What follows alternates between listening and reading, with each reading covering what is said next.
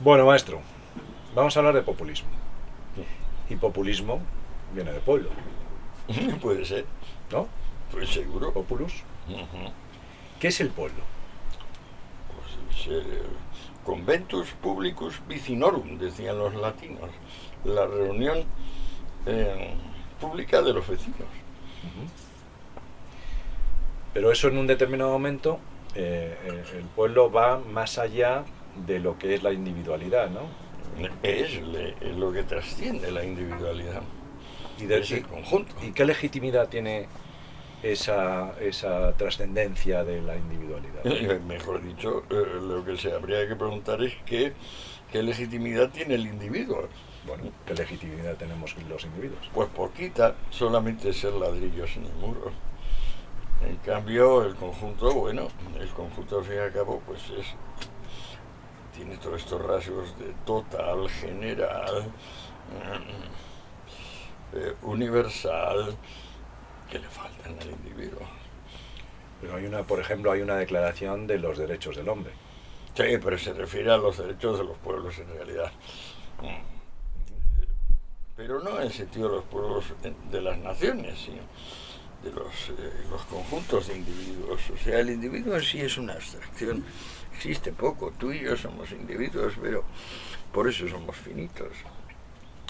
Pero a mí, sin embargo, se me ocurre lo contrario. Es decir, si hablamos de abstracciones, a mí lo que se me ocurre que lo que es una abstracción es el pueblo, en cuanto que es indefinible, es intangible y de alguna manera, a mí por ejemplo cuando me dicen el pueblo unido jamás será vencido, a mí lo que se me puede pensar siempre es ¿qué pueblo?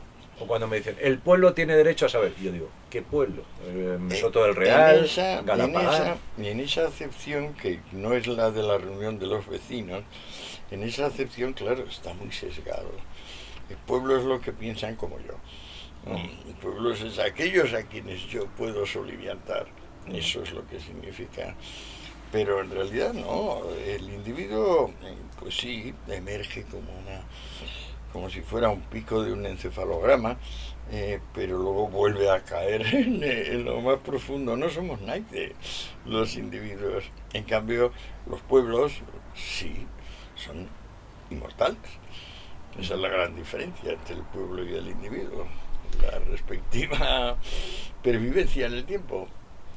Es decir, que nosotros somos en realidad en virtud de lo que los pueblos nos otorgan. Claro, o sea, nosotros sin darnos cuenta, Jesús, en cada segundo estamos viviendo el trabajo de millones de personas que tampoco trabajan conscientemente para nosotros, pero que en el engranaje de la vida, sobre todo de la vida moderna, sí, hay una cooperación involuntaria pero continua y además Freud diría sobredeterminada, en el sentido de que no es unívoca, es multívoca.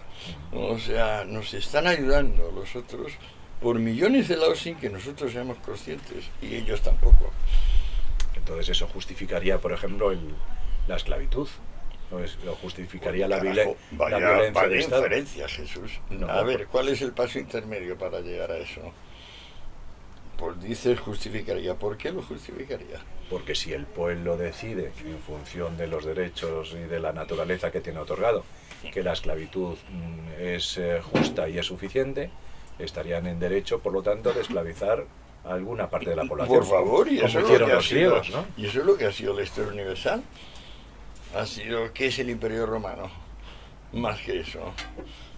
Porque antes del Imperio Romano la esclavitud no estaba difundida y sobre todo no existía el esclavo este que duerme en cadenas, que es lo que pasa en Roma, ni tampoco las revueltas de esclavos, que es lo que pasa en Roma, y que solo se calman cuando llega el cristianismo con la doctrina de la resignación y de que el esclavo está mejor situado para llegar al cielo. La esclavitud es un invento relativamente reciente, digamos del 500 antes de Cristo, que se va exacerbando, exacerbando, exacerbando, hasta que el mundo redescubre el comercio y la industria y entonces se da cuenta de que es mucho mejor tener un empleado no esclavo que un esclavo, Más barato. que el esclavo es un maestro en la Siria, Un el esclavo maestro de improductivo. sabotaje y que es el menos inventivo de los colaboradores. y que por tanto, sin darse cuenta, pues se va a ir reduciendo la cantidad y la calidad de todo tipo de manufacturas allí donde se encarguen esclavos. Entonces, si volvemos al pueblo, que tiene la legitimidad y que tiene el derecho, y que de hecho al final el pueblo lo que hace es organizar a la sociedad en función de lo que suele ser conveniente en cada Pero momento. es que, ¿qué diferencia ves entre pueblo y sociedad?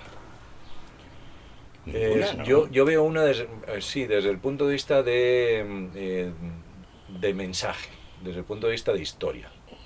Yo creo que la sociedad es un ente mucho más neutro, un ente mucho más jurídico. Entonces, yo creo que lo que estás queriendo decir nación en vez de pueblo, que es una determinación notable y relativamente moderna, nación, pero que ya, por ejemplo, existen griegos y romanos, ¿no?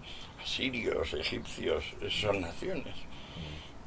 También se pueden llamar civilizaciones, culturas, hay bastante, pero yo creo que pueblo y sociedad es lo mismo.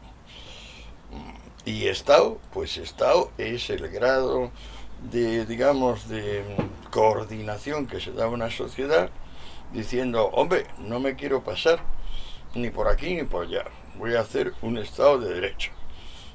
Y entonces el Estado corona a la sociedad diciendo, sí, no, tú buscas lo razonable, lo bello, lo verdadero. Por tanto, ya somos civilizados. Antes de darse un Estado, las sociedades son un poco brutitas, o muy brutitas. Entonces, si tenemos los conceptos de Estado y sociedad y nación, que están bastante bien definidos y que teóricamente incluso tienen una cierta categorización, tanto jurídica como política, lo único que hay que hacer es encajar esa idea de pueblo en esta ecuación, ¿no? Sí, bueno, ahí está. El pueblo, o sea, si lo ves como teoría de conjuntos, pueblo es un conjunto más amplio que nación, porque nación es restrictivo, naciones habrá en la Tierra X, pero pues seguro que más de 100. Y pueblo se puede decir que todo el género humano es un solo pueblo.